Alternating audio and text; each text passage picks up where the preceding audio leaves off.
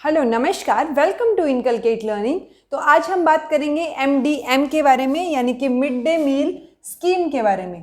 अब mid day है यानी कि दिन के बीच में जो मील होगा, यानी कि लंच जो है उससे रिलेटेड है ये स्कीम।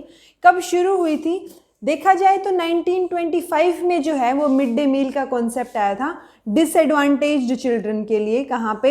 मद्रास म्यूनिसिपल कॉरपोरेशन ने जो है इसको शुरू किया था। उसके बाद 1980s में जो है वो केरला, गुजरात और तमिलनाडु और यूनियन टेरिटरी ऑफ पौंडीचेरी जो है वो भी इस पे काम करने लगे, और वो भी अपने खर्चे पे, यानी स्टेट जो है वो अपनी एक्सपेंसेस पे मिड डे मील जो है देने लग गया बच्चों को स्कूल में।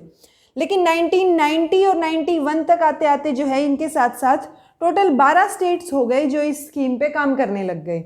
अब जब इतने सारे स्टेट्स, यानी कि अप्रोक्स हाफ स्टेट्स जब काम कर रहे हैं किसी स्कीम पे, तो 15 अगस्त 1995 को जो है national program on nutritional support on primary education, यानी कि प्राइमरी एजुकेशन जो है, यानी जिसको हम प्राइमरी एजुकेशन को हम अपर प्राइमरी भी इंक्लूड कर लेते हैं, एलिमेंट्री एजुकेशन तक मानते हैं, तो जो 8th क्लास तक है वो ये स्कीम जो है वो चालू की गई। और सबसे पहले इसमें 2408 ब्लॉक्स में ये इनिशियली शुरू की गई थी जब हम 1995 की बात करते हैं।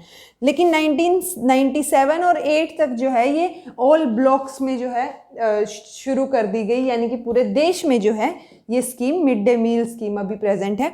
अब पॉइंट ये है, सोचने वाली बात है, जब ऑलरेडी स्टेट्स अपने खर्चे पे ये काम कर रहे थे तो ऑब्वियस सी बात है कि सरकार जो है, सेंट्रल गवर्नमेंट जो है वो इसको स्पॉन्सर करेगी, ना कि सेंट्रल सेक्टर स्कीम बनाएगी, यानी कि पूरा खर्चा सरकार नहीं देगी, सेंट्रल सरकार। और तो इसीलिए इसको हम क्या बोलते हैं, ये है सेंट्रली स्पॉन्सर्ड स्कीम, यानी स्टेट को ये हेल्प करेगी, क्योंकि ऑलरेडी स्टेट अपने एक्सपेंसेस पे कर ही रहे थे। तो जो बचे हुए स्टेट्स हैं उनको मद्देनजर रखते हुए फिर इसने ये जो स्कीम है ये सेंट्रली स्पॉन्सर्ड स्कीम बनाई गई।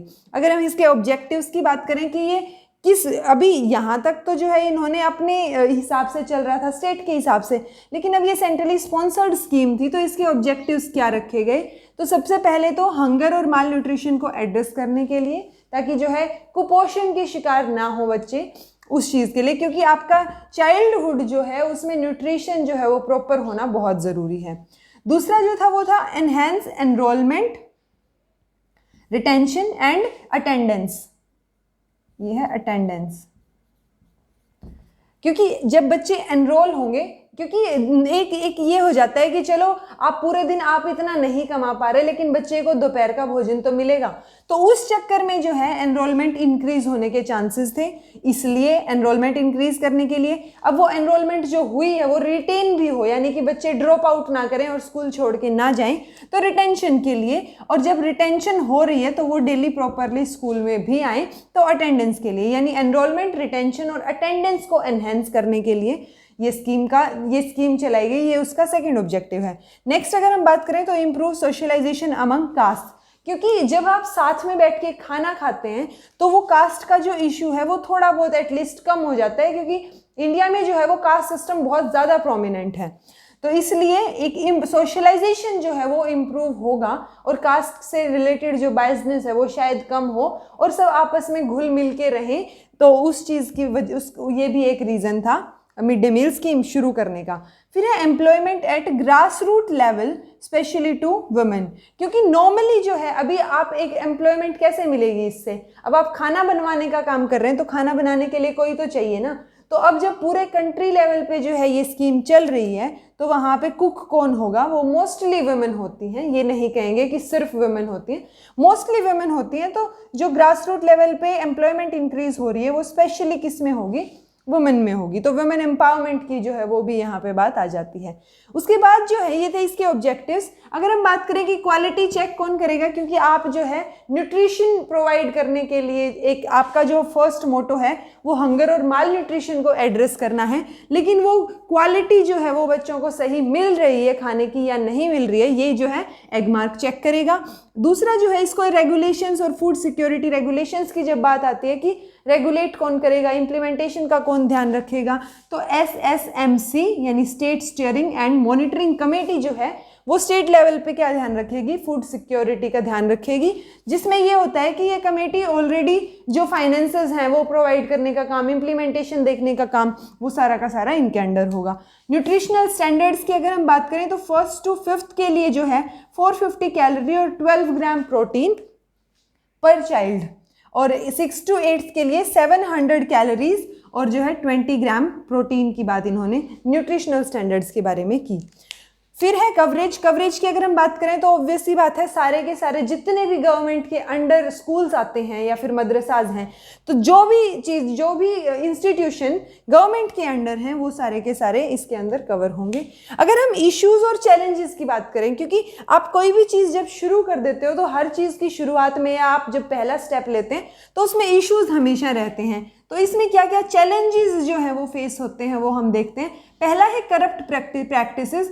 ऑल्दो एगमार्क जो है वो क्वालिटी चेक पे ध्यान रखता है, बट स्टिल जो है वो अडल्ट्रेशन या जो मिलावट की चीज़ें हैं उन चीज़ों, वो जो इश्यूज हैं उनको एड्रेस करना बहुत ज़रूरी हो जाता है। तो सबसे बड़ा चैलेंज क्या है, करप्ट प्रैक्टिसेस को रोकना। उसके बाद जो है नेक्स्ट है कास्ट बायसनेस एंड डिस्क्रिमिनेशन।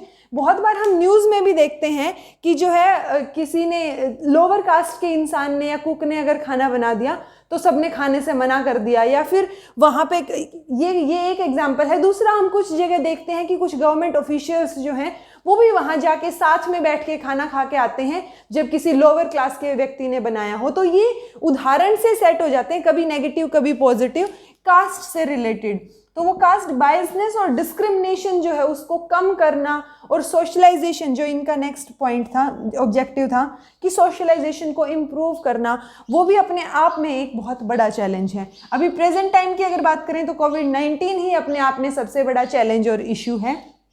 फिर आता है मेंस ऑफ माल न्यूट्रिशन।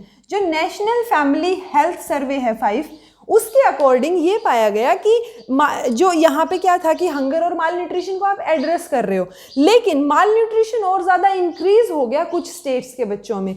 तो वो चीज़ यहाँ देखने को मिली जो कि एक बहुत बड़ा इशू हो जाता है कि आपका जो मेजर ऑब्जेक्टिव था, मेन मोटो था कि आप हंगर और माल न्यूट्रिशन को एड्रेस करेंगे, वही यहाँ पे एक बड़ा इशू बन के आ रहा है। क्योंकि वो उसका मेन रीज़न जो है वो यहाँ पे अडल्ट्रेशन हो सकता है, क्योंकि फाइनेंसेस जा रहे हैं, मिड डे मील जो है वो बन रहा है, लेकिन फिर भी माल न्यूट्रिशन के इशू क्यों आ रहे हैं, तो उसमें सबसे बड़ा रोल जो है वो अडल्ट्रेशन का हो सकता है कुछ हद तक।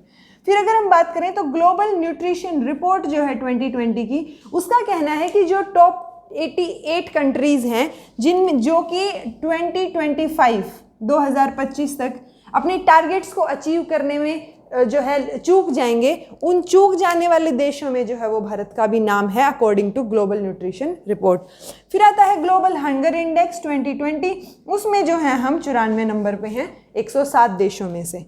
अच्छा, ये था मिड डे मील स्कीम के बारे में। अगर हम प्रेजेंट स्टेटस की बात करें इस स्कीम का, तो parliamentary standing committee on education ने जो है इसकी एक्सटेंशन की बात की है, और इनकी एक्सटेंशन में जो इन्होंने क्या सजेस्ट किया है कि मिड डे मील के साथ साथ ब्रेकफास्ट जो है वो भी बच्चों को दिया जाना चाहिए। अब उसमें दूध है या और जो भी आप मेन्यू रेडी करोगे उस हिसाब से, तो इन्होंने एक्सटेंशन की बात की है। अब देखना है कि कब तक ये एक्सटेंशन जो है ये पॉलिसी में आ पाता है, आगे तक ग्राउंड लेवल पे ये कब तक आ पाता है। So this was all about mid day meal scheme. अगर आपको ये वीडियो इन्फॉर्मेटिव लगा हो तो लाइक कीजिए, शेयर कीजिए और सब्सक्राइब कीजिए इनकलकेट लर्निंग को। Thank you so much for watching.